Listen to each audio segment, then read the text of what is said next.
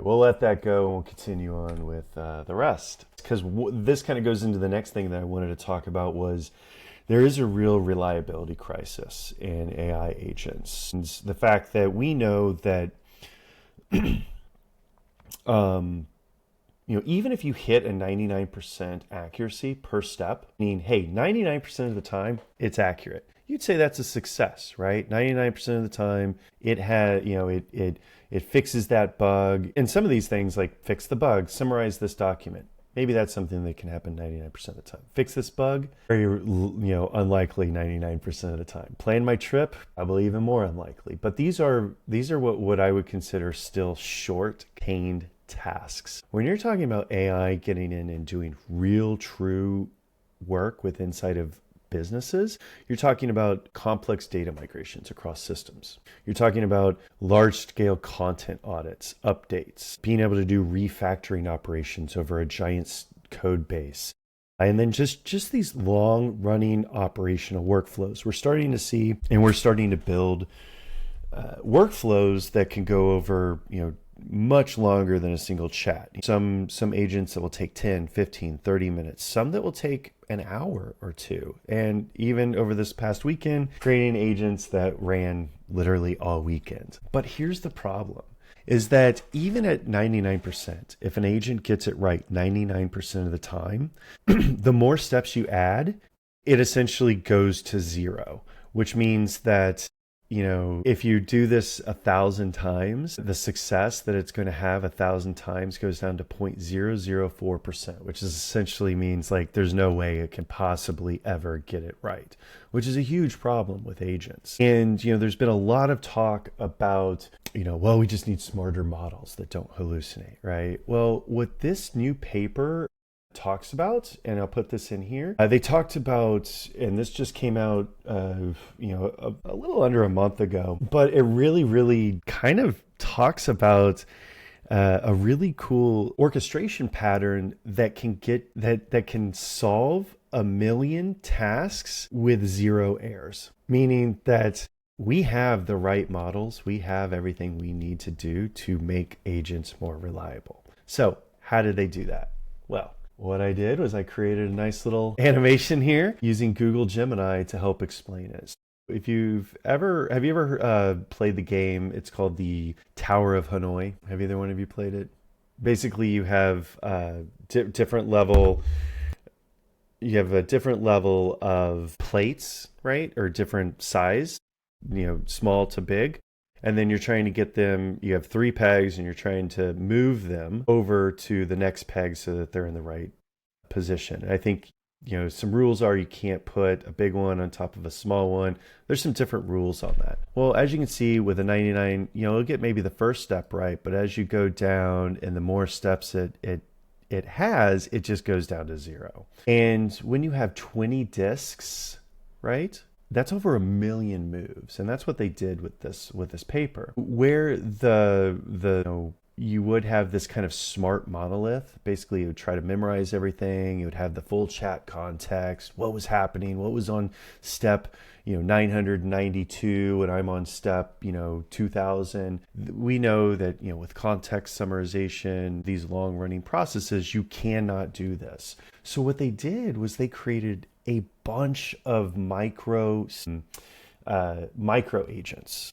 And with these micro agents, they have a smart agent. And each one of these is given just one very, very simple set of things. One, what are the rules? These are your system instructions. These are the things that you have to do, that the agent has to follow. What's the current state of the project? Well, here's what step I'm on, and here's where the different plates are at, right? That's the current state. And then what is your goal? Well, your goal is to figure out what is the next move. So it would just send those 3 data points to one agent, to an agent, and it would retrieve a single action.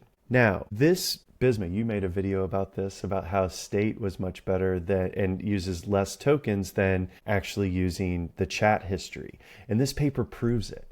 This paper actually proves that. Because what they did is because even in this architecture, any individual agent could make a mistake, right? It could say, The move should be this when it really should be this. And what it does is instead is it runs parallel agents. So it will run 4, 5, 6, 7 agents to do that one little micro task. And what it does, and this is the beauty of it, and this is why I think it's so fascinating, is then it will go through and it will start to filter them out. So first thing it'll do is it will start to just discard anything that maybe it doesn't have the right JSON format, maybe it just hallucinated, just get that out of there, right? Well, in this case, you have two options, right? So the disk is on peg A. So do I move it to peg C or peg B?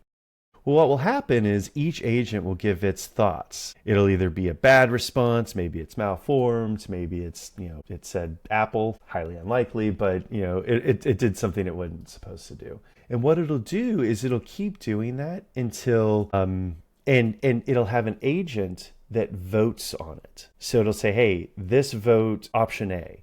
And it'll keep doing that until the consensus has been made. And this is something that you can control, right? Where it's saying, hey, 3 agents have said this is the winning move, so therefore that's the move you should take. And it will keep running that simulation until it actually gets over that K number. Maybe it's 3, maybe it has to be 5 more votes than the other one, depending on your situation. And what they found was that it would actually run this 1,000,000 times with 0 mistakes. So this architecture is really quite groundbreaking. It can be used for content summarization or for tagging, for instance. This is a really good one where it could be, what are the proper tags? Have it vote on the different tags. And one of the other things that it really pointed out, because you may be thinking to yourself, well, this is going to cost an arm and a leg. I got 4, 5, 6 agents summarizing the exact same thing. Plus then you have agents that are going through. They were able to reproduce this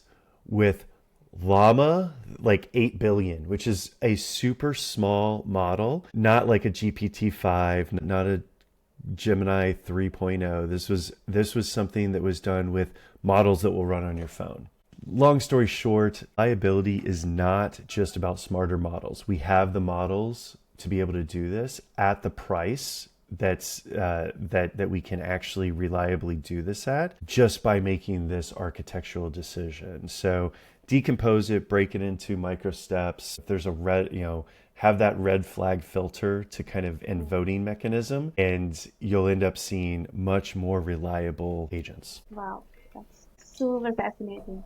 And I Yeah, was thinking about all the cost, and I was imagining like all the parallel agents going on at once, what would be happening on the tokens limitation, and you just answered that. yeah, because Wow. Do you, you never have to send over. You just have to have pass over that state. So it's also predictable of how much tokens it would use, because you know roughly around how much state. Also helps to, if you end up with like the response should be somewhere between 100 tokens and 200, and for whatever reason this one has 1,000 tokens, you instantly just discard it because it probably just went off the rails. Or if it has like little ticks or some of the things that you don't want, you don't have to use an AI to necessarily have to be the first red flag. But yeah, it was a great paper.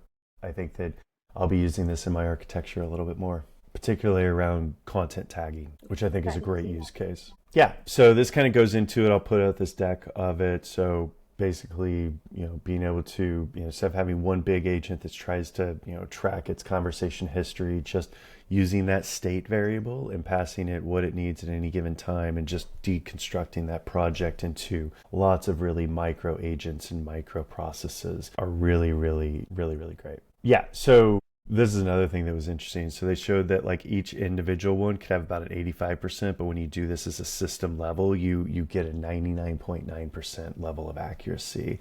And there were 0 errors in 1,000,000 steps, which is absolutely unheard of. Yeah, so bottom line, this just knows that we can do this with the tools that we have today.